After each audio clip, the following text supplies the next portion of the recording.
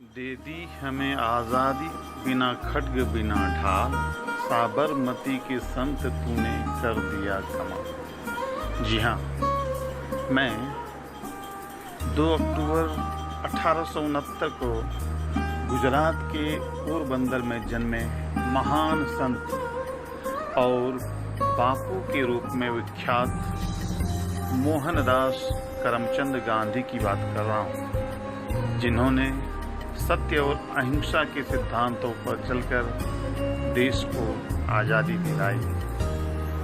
विश्व आज महात्मा गांधी का जन्मदिन मना रहा है और कृतज्ञ राष्ट्र राष्ट्रपिता की जयंती को राष्ट्रीय पर्व के रूप में मनाता आ रहा है।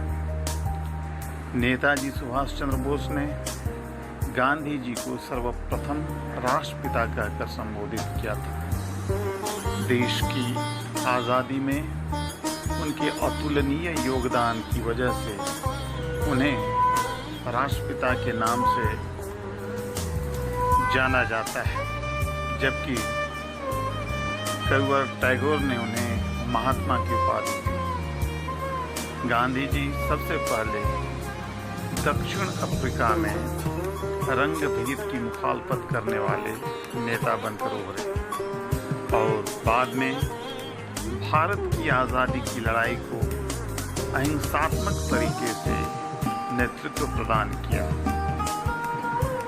असहयोग और सविनय अवज्ञा रूपी अस्त्रों के बल पर उन्होंने भारत को 200 सालों की गुलामी से आज़ादी दिलाई। शांति खड्गः करे यस्य किंकरिष्यति दुर्जनः, इस उक्ति को उन्होंने चरितार्थ कर दिखाया।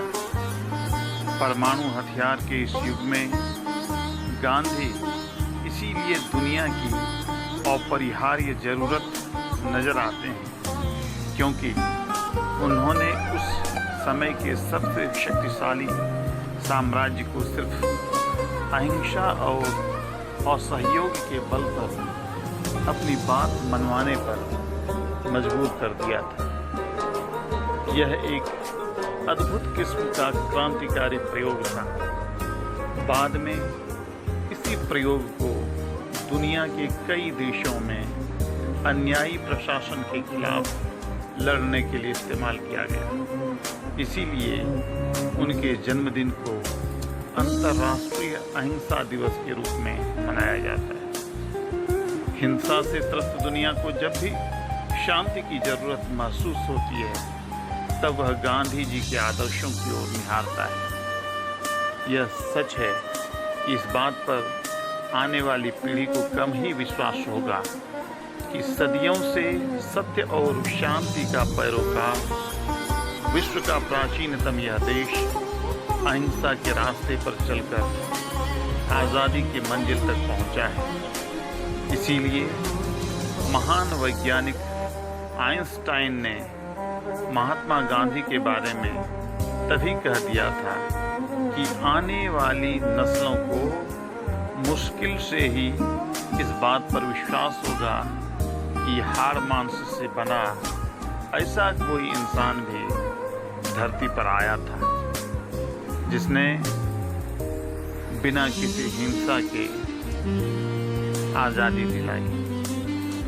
महात्मा गांधी की जिंदगी तमाम मानवीय आदर्शों की प्रयोगशाला रही है। उन्होंने मानव जीवन के लिए सही माने जाने वाले तमाम आदर्शों का प्रयोग अपने जीवन में किया था।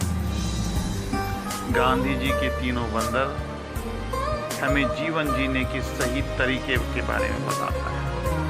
बुरा मत देखो, बुरा मत बोलो, बुरा मत सुनो।